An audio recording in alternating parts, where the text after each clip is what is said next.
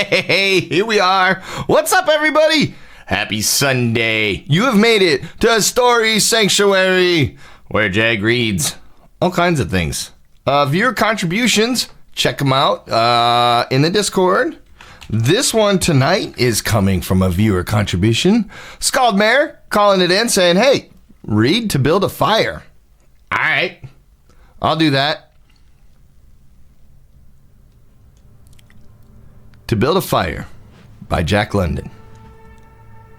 It is February 9th, 2025.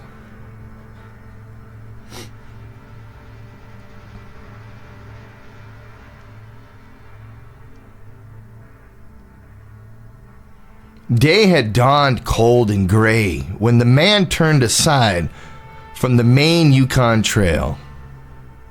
He climbed the high earth bank where a little traveled trail led east through the pine forest. It was a high bank, and he paused to breathe at the top. He excused the act to himself by looking at his watch. It was 9 o'clock in the morning. There was no sun or promise of sun, although there was not a cloud in the sky. It was a clear day. However, there seemed to be an indescribable darkness over the face of things.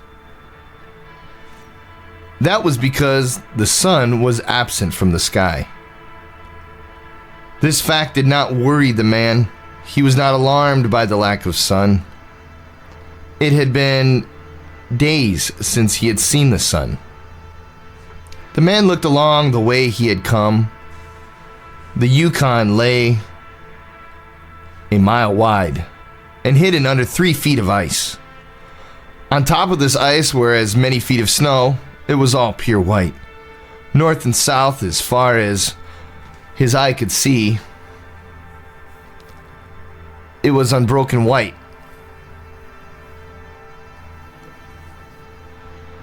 The one thing that revealed the witness was a thin line that curved from the pine-covered island to the south. It curved into the north where it disappeared behind another pine-covered island. The dark line was the trail, the main trail. It led south 500 miles to the Chilkoot Pass and saltwater. It led north 75 miles to Dawson, and still farther on the north, 1,000 miles to Nalato, and finally to St. Michael on Bering Sea, 1,000 miles and half 1,000 more. But all this, the distant trail, no sun in the sky, the great cold and the strangeness of it all, had no effect on the man. It was not because he was long familiar with it. He was a newcomer in the land, and this was his first winter. The trouble with him was that he was not able to imagine. He was quick and ready in the things of life, but only in the things and not in their meanings. 50 degrees below zero meant 80 degrees of frost. Such facts told him that it was cold and uncomfortable, and that was all. It did not lead him to consider his weakness as a creature affected by temperature, nor did he think about man's general weakness, able to live only within narrow limits of heat and cold. From there, it did not lead him to thoughts of heaven and the meaning of man's life. 50 degrees below zero meant a bite of frost that hurt, and that must be guarded against by the use of mittens, ear coverings, warm moccasins, and thick socks. 50 degrees below zero was to him nothing more than 50 degrees below zero. That it should be more important than that was a thought that never entered his head. As he turned to go, he forced some water from his mouth as an experiment. There was a sudden noise that surprised him. He tried it again and again. In the air, before they could fall to the snow, the drops of water became ice that broke with a noise. He knew that at 50 below zero, water from the mouth made a noise when it hit the snow. But that had done that in the air. Undoubtedly, it was colder than 50 below. But exactly how much colder he did not know, but the temperature did not matter. He was headed for the old camp on Henderson's Creek, where the boys were already. They had come across the mountain from the Indian Creek country. He had taken the long trail to look at the possibility of floating logs from the islands in the Yukon down the river when the ice melted. He would be in camp by 6 o'clock that evening. It would be a little after dark, but the boys would be there. A fire would be burning and a hot supper would be ready. As he thought of lunch, he pressed his hand against the package under his jacket. It was also under his shirt, wrapped in a handkerchief and lying for warmth against the naked skin. Otherwise, the bread would freeze. He smiled contentedly to himself as he thought of those pieces of bread, each of which enclosed a generous portion of cooked meat.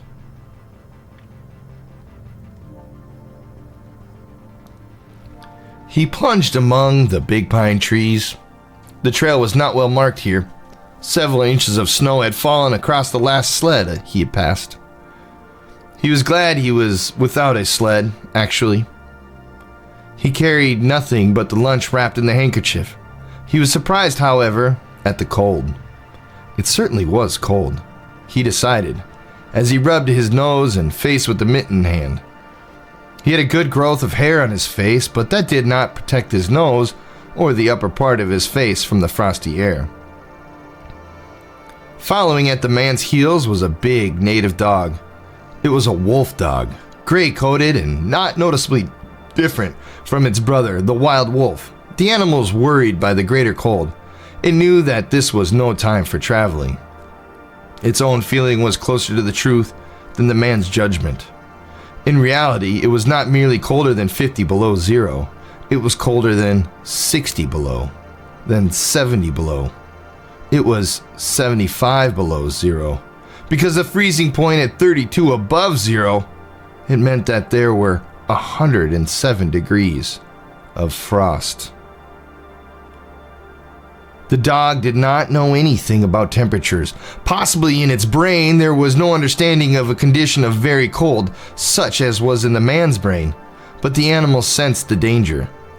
Its fear made it question eagerly every movement of the man, as if expecting him to go into camp or to seek shelter somewhere and build a fire.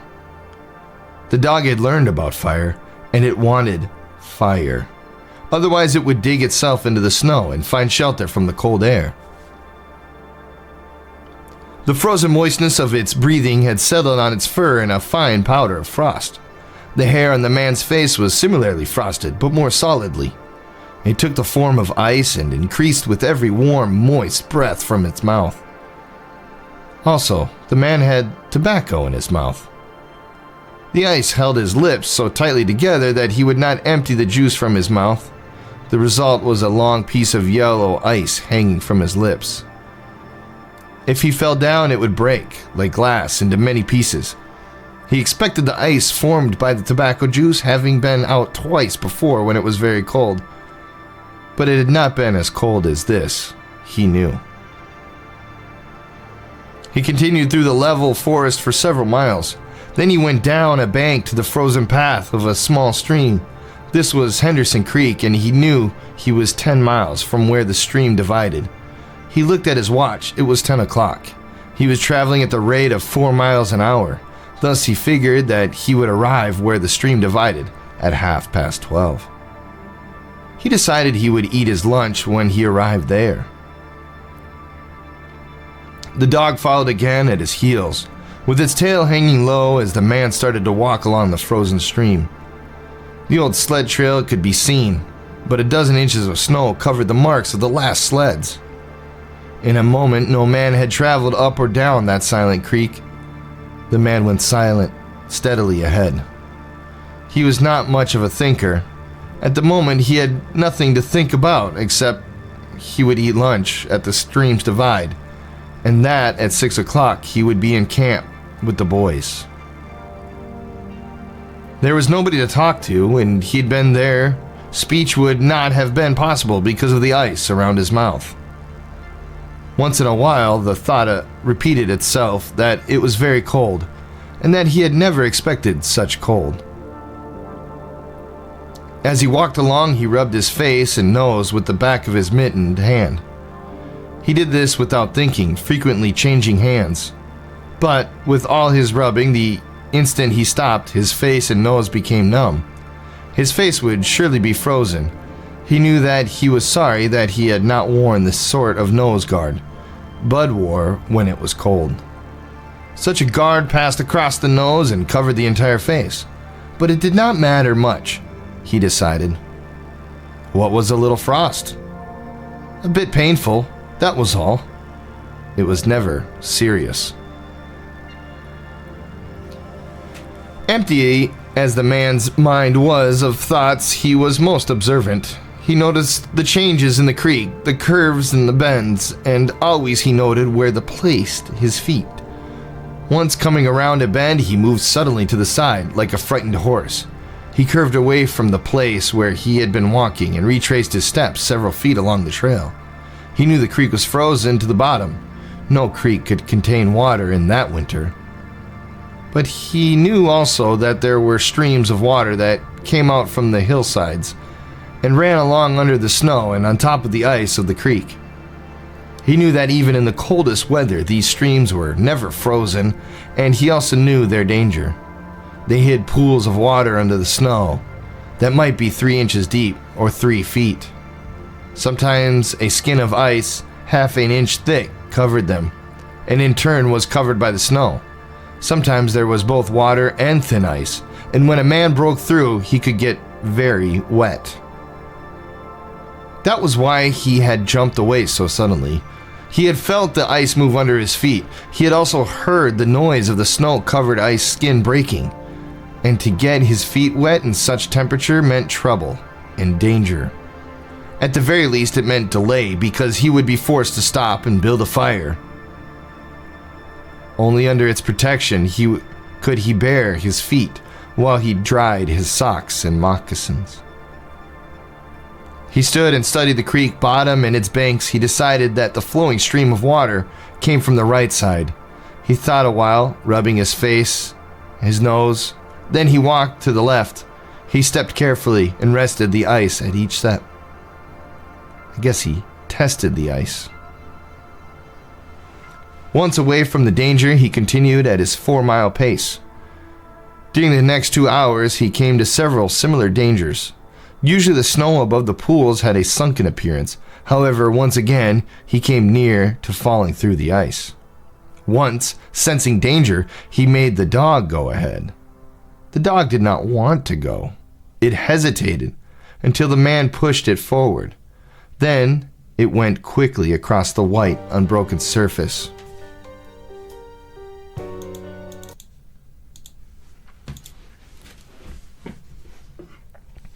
Suddenly, it fell through the ice.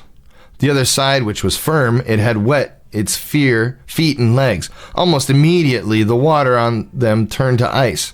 The dog made quick efforts to get the ice off its legs. Then it lay down in the snow and began to bite on the ice. Had formed between the toes. The animal knew enough to do this. To permit the ice to remain would mean sore feet. It did not know this. It merely obeyed the commands that arose from the deepest part of its being. But the man knew these things, having learned them from experience. He removed the mitten from his right hand and helped the dog tear out the pieces of ice. It did not bear his fingers more than a minute, and he was surprised to find that they were numb. It certainly was cold. He pulled on the mitten quickly and beat the hand across his breast. At 12 o'clock, the day was at its brightest. Yet the sun did not appear in the sky. At 12:30, on the minute, he arrived at the divide of the creek. He was pleased at his rate of speed. If he continued, he would certainly be with the boys by 6 o'clock that evening. He unbuttoned his jacket and shirt and pulled forth his lunch. The action took no more than a quarter of a minute. Yet, in that brief moment, the numbers touched his bare fingers. He did not put the mitten on, but instead struck the fingers against his leg. Then he sat down on a snow-covered log to eat. The pain that followed the striking of his fingers against his legs ceased so quickly that he was frightened. He had not had time to take a bite of his lunch. He struck the fingers repeatedly and returned them to the mitten. Then he bared the other hand for the purpose of eating. He tried to take a mouthful, but the ice around his mouth prevented him. Then he knew what was wrong. He had forgotten to build a fire and warm himself. He laughed at his own foolishness. As he laughed, he noted that the numbness in his bare fingers. Also, he noted that he was feeling, which had first come to his toes when he sat down, was already passing away. He wondered whether the toes were warm or whether they were numb. He moved them inside the moccasins and decided they were numb. He pulled the mitten on hurriedly and stood up. He was somewhat frightened. He stamped forcefully until the feeling returned to his feet. It certainly was cold, was his thought. The man from Sulphur Creek had spoken the truth when telling how cold it sometimes got in this country, and he had laughed at him at the time. That showed one must not be too sure of things. There was no mistake about it, it was cold. He walked a few steps, stamping his feet and waving his arms until reassured by the returning warmth. Then he took some matches and proceeded to make a fire. In the bushes, the high water had left a supply of sticks. From here, he got wood for his fire. Working carefully from a small beginning, he soon had a roaring fire. Bending over the fire, he first melted the ice from his face. With the protection of the fire's warmth, he ate his lunch. For the moment, he could have been forced away.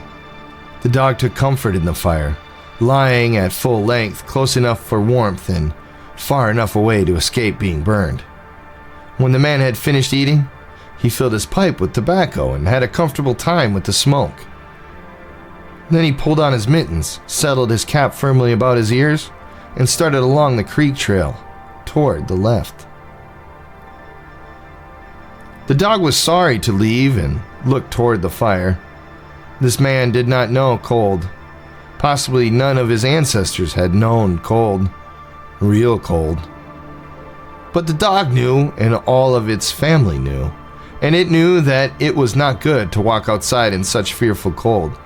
It was the time to lie in a hole in the snow and wait for this awful cold to stop.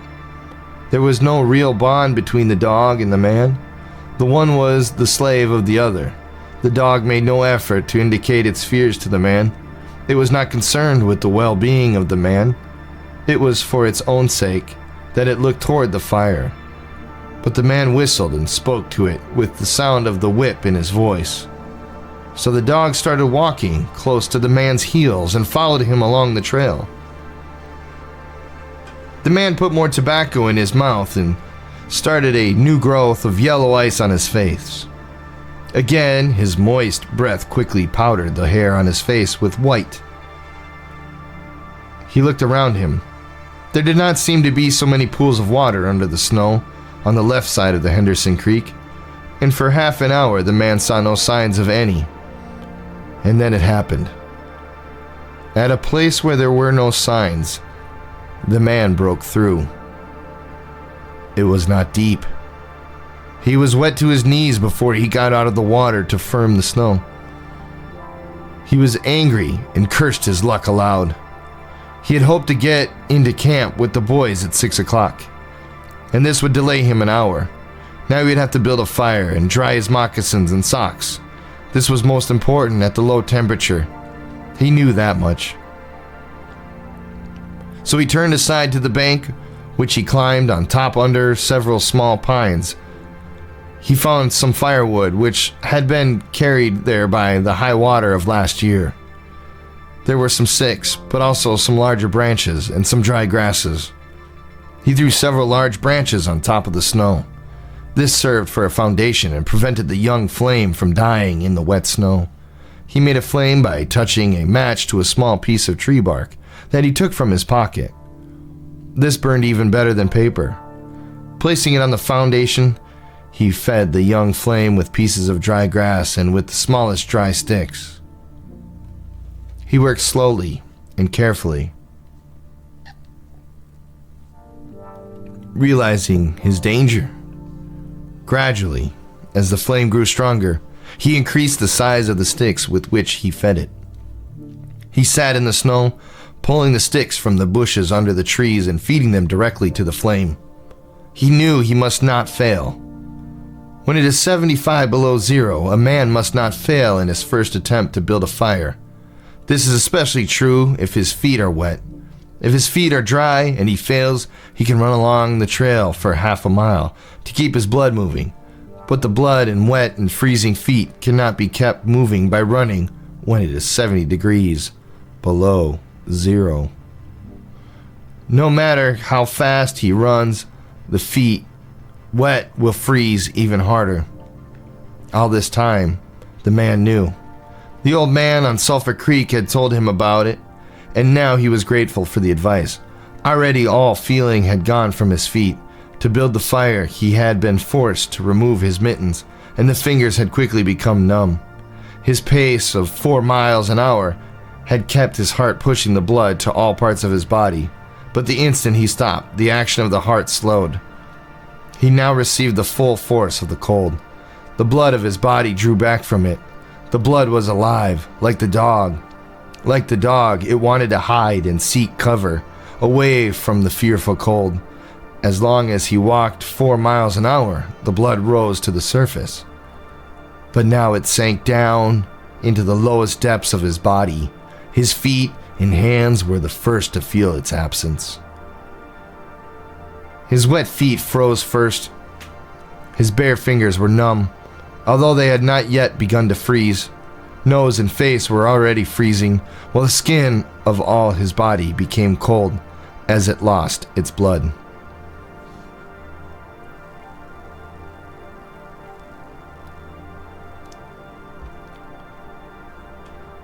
But he was safe. Toes and nose and face would be only touched by the frost because the fire was beginning to burn with strength. He was feeding it with sticks the size of his finger. In another minute, he would be able to feed it with larger branches. Then he could remove his wet moccasins and socks. While they dried, he could keep his naked feet warm by the fire, rubbing them first with snow. The fire was a success. He was safe. He remembered the advice of the old man on Sulphur Creek and smiled. The man had been very serious when he said that no man should travel alone in the country after 50 below zero. Well, here he was. He had had the accident. He was alone, and he had saved himself. Those old men were rather womanish, he thought. All a man must do was to keep his head, and he was all right. Any man who was a man could travel alone, but it was surprising the rapidity with which his face and nose were freezing, and he had not thought his fingers could lose their feeling in so short a time. Without feeling they were, because he found it very difficult to make them move together to grasp a stick. They seemed far from his body and from him. When he touched a stick, he had to look to see whether or not he was holding it, all of which mattered little. There was the fire promising life with every dancing flame. He started to untie his moccasins. They were coated with ice. The thick socks were like iron almost to the knees. The moccasins' strings were like ropes of steel. For a moment he pulled them with his unfeeling fingers. Then, realizing the foolishness of it, he grasped his knife. But before he could cut the strings, it happened. It was his own fault, or instead his mistake. He should not have built the fire under the pine tree. He should have built it in an open space. But it could have been easier to pull the sticks from the bushes and drop them directly on the fire. Now the tree under which he had done this carried a weight of snow on its branches. No wind had been blowing for weeks, and each branch was heavy with snow. Each time he pulled a stick, he shook the tree slightly. There had been just enough movement to cause the awful thing to happen. High up in the tree, a branch dropped its load of snow. This fell on the branches beneath. This process continued, spreading through the whole tree. The snow fell without warning upon the man and the fire was dead. Where it had burned was a pile of fresh snow. The man was shocked. It was like hearing his own judgment of death. For a moment he sat and stared at the spot where the fire had been. Then he grew very calm. Perhaps the old man on Sulphur Creek was right. If he had a companion on the trail, he would be in no danger now. The companion could have built the fire. Now he must build the fire again, and this second time he must not fail. Even if he succeeded, he would be likely to lose some toes. His feet must be badly frozen by now, and there would be some time before the second fire was ready. Such were his thoughts, but he did not sit and think them. He was busy all the time. They were passing through his mind. He had made a new foundation for a fire, this time in the open space, where no tree would be above it. Next, he gathered dry grasses and tiny sticks. He could not bring his fingers together to pull them out of the ground, but he was able to gather them by the handful. In this way, he was also got many pieces that were undesirable, but it was the best he could do. He worked carefully, even collecting an armful of larger branches to be used later when the fire gathered strength. And all the while, the dog sat and watched him. There was an anxious look in its eyes because it depended upon him as the fire provider, and the fire was slow in coming. When all was ready, the man reached in his pocket for a second piece of tree bark. He knew the bark was there, although he could not feel it with his fingers. He tried again and again, but he could not grasp it. And all the time in his mind, he knew that each instant his feet were freezing. The thought alarmed him, but he fought against it and kept calm. He pulled on his mittens with his teeth and began swinging his arms. Then he beat his hands with all the strength against his sides. He did this while he was sitting down. Then he stood up to do it. All the while the dog sat in the snow, its tail curled warmly over its feet, and its sharp wolf ears bent forward as it looked at the man. And the man, as he waved his arms and hands, looked with longing at the creature that was warm and secure in the covering provided by nature. After a time, he began to notice some feeling in his beaten fingers. The feeling grew stronger until it became more painful. But the man welcomed the pain. He pulled the mitten from his right hand and grasped the tree bark from his pocket. The bare fingers were barely numb again. Next, he brought out his pack of matches, but the awful cold had already driven the life out of his fingers. In his efforts to separate one match from the others, the whole pack fell in the snow. He tried to pick it out of the snow, but failed. The dead fingers could neither touch nor hold. Now he was very careful. He drove the thought of his freezing feet and nose and face from his mind. He devoted his whole soul to picking up the matches. He followed the movement of his fingers with his eyes, using his sense of sight instead of that of touch. When he saw his fingers on each side of the pack, he closed them. That is, he willed to close them. Because the fingers did not obey, he put the mitten on the right hand again and beat it fiercely against his knee. Then, with both mitten hands, he lifted up the pack of matches, along with much snow, to the front of his jacket. But he had gained nothing. After some struggling, he managed to get the pack between his mittened hands. In this manner, he carried it to his mouth. The ice broke as he opened his mouth. With a fierce effort, he used his upper teeth to rub against the pack in order to separate a single match. He succeeded in getting one, which he dropped on his jacket. His condition was no better. He could not pick up the match. Then he thought how he might. He picked up the match in his teeth and drew it across his leg. 20 times he did this before he succeeded in lighting it. As it flamed, he held it with his teeth to the tree bark. But the burning smell went up his nose, causing him to cough. The match fell into the snow, and the flame died. The old man on Sulphur Creek was right. he thought, in the moment of controlled despair that followed. After 50 below zero, a man should travel with a companion. He beat his hands but failed to produce any feeling in them. Suddenly he bared both hands, removing the mittens with his teeth. He caught the whole pack of matches between his hands. His arm muscles were not frozen, and he was able to press the hands tightly against the matches. Then he drew the whole pack along his leg. It burst into flame, 70 matches at once. There was no wind to blow them out. He kept his head to one side to escape the burning smell and held the flaming pack to the tree bark. As he so held it, he noticed some feeling in his hand. His flesh was burning. He could smell it. The feeling developed into pain. He continued to endure it. He held the flame of the matches to the bark that would not light readily because of his own burning hands were taking most of the flame. Finally, when he could endure no more, he pulled his hands apart.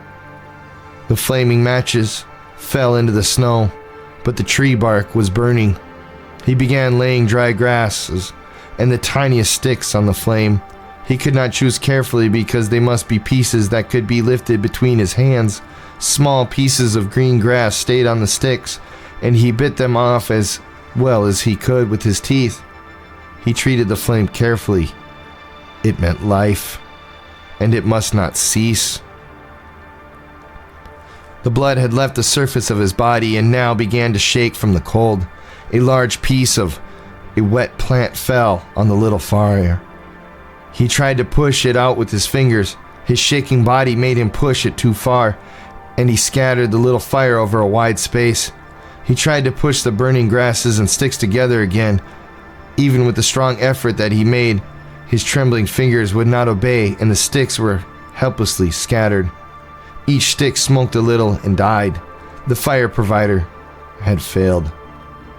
As he looked about him, his eyes noticed the dog sitting across the ruins of the fire from him. It was making uneasy movements, slightly lifting one foot and then the other. The sight of the dog put a wild idea in his head. He remembered the story of the man caught in a storm who killed an animal and sheltered himself inside the dead body and thus was saved. He would kill the dog and bury his hands in the warm body until the feeling returned to them. Then he could build another fire. He spoke to the dog, calling it to him. But in his voice was a strange note of fear that frightened the animal. It had never known the man to speak in such a tone before. Something was wrong, and it sensed danger. It knew not what danger, but somewhere in its brain arose a fear of the man. It flattened its ears at the sound of the man's voice. Its uneasy movements and the lifting of its feet became more noticeable, but it would not come to the man.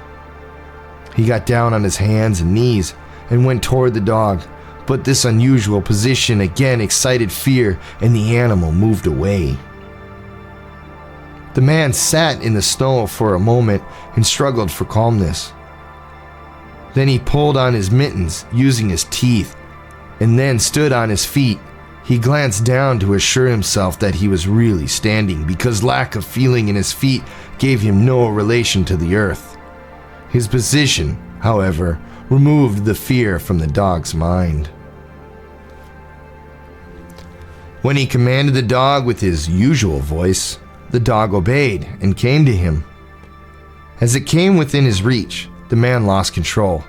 His arm stretched out to hold the dog, and he experienced real surprise when he discovered that his hands could not grasp. There was neither bend nor fear in the fingers. He had forgotten for the moment that they were frozen, and that they were freezing more and more. All this happened quickly, and before the animal could escape, he encircled its body with his arms.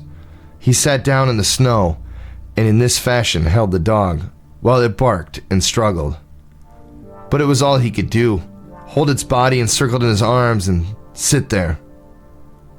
He realized that he could not kill the dog. There was no way to do it. With his frozen hands, he could neither draw nor hold his knife. Nor could he grasp the dog around the throat. He freed it and it dashed wildly away, still barking.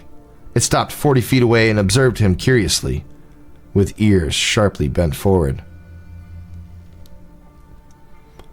The man looked down at his hands to locate them and found them hanging on the ends of his arms. He thought it curious that it was necessary to use his eyes to discover where his hands were. He began waving his arms, beating the mittened hands against his sides. He did this for 4 or 5 minutes. His heart produced enough blood to stop his shaking, but no feeling was created in his hands.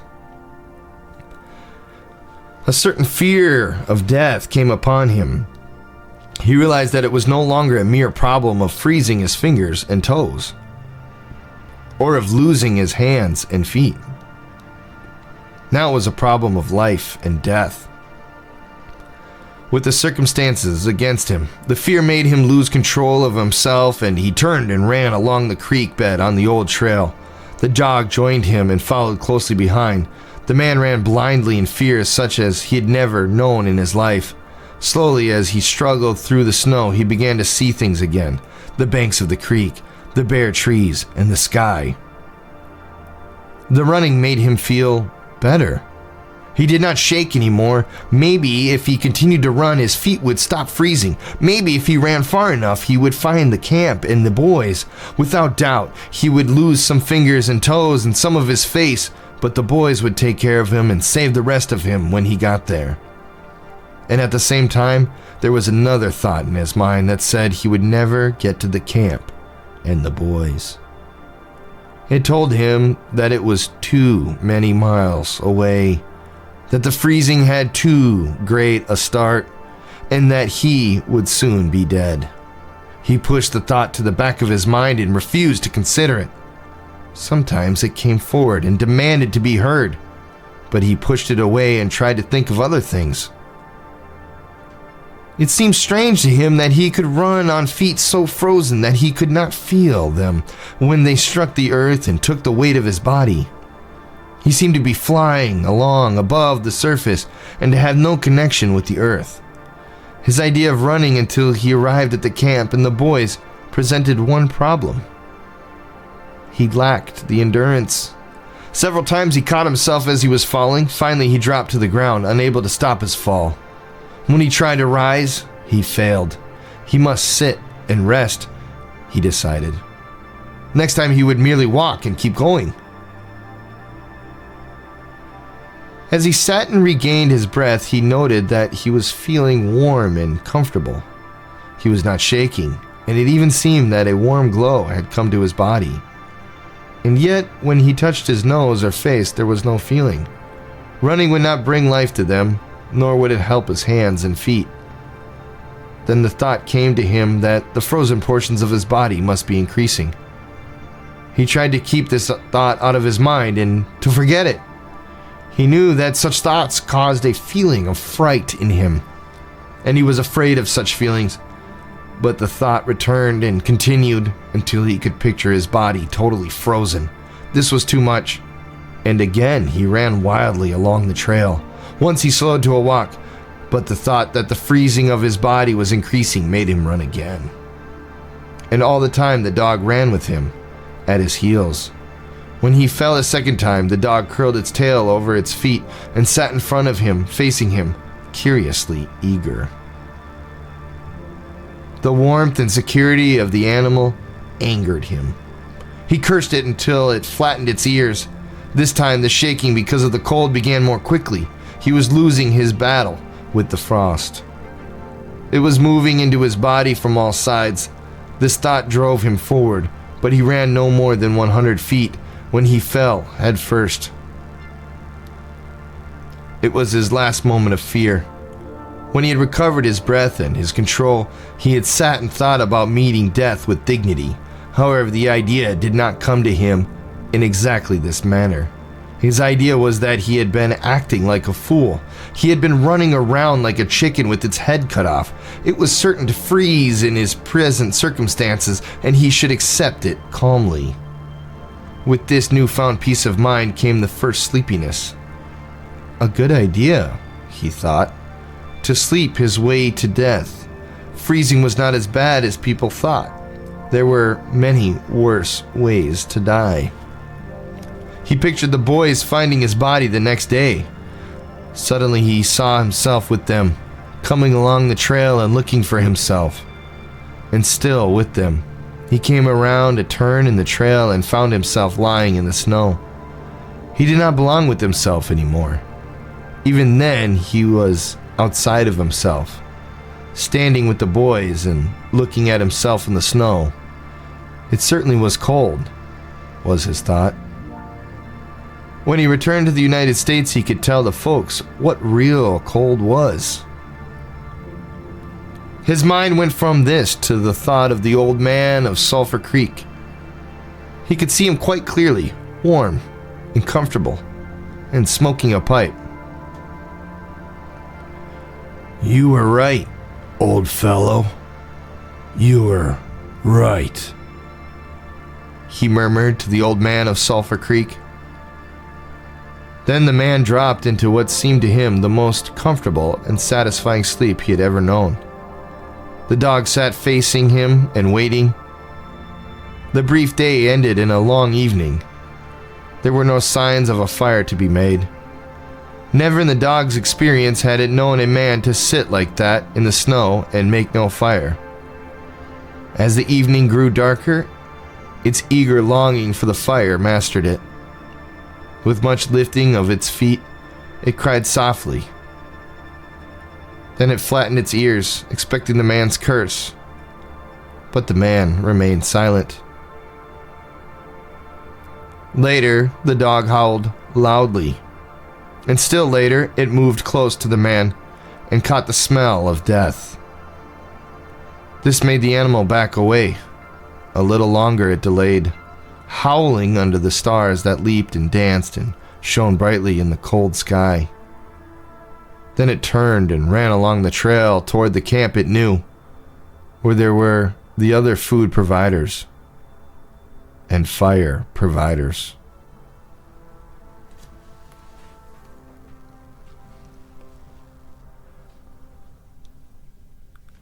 This has been the reading of To Build a Fire by Jack London, read by James A. Gregg. Thank you, everybody.